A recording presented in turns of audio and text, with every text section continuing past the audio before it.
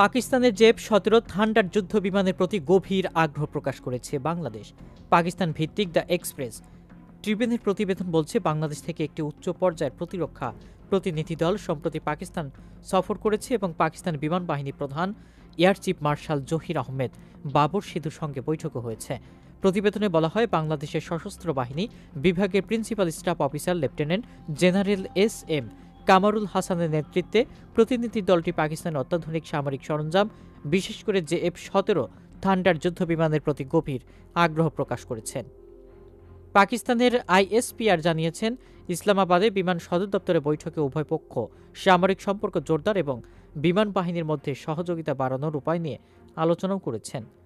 Air chief marshal Zaheer Ahmed যৌথ প্রশিক্ষণ কর্মসূচি এবং সহযোগিতার সুযোগ সম্প্রসারণের দিকে মনোনিবেশ করে বাংলাদেশের সঙ্গে সামরিক অংশীদারিত্ব গভীর করার জন্য পাকিস্তানের প্রতিশ্রুতি পুনর্ব্যক্ত করেন।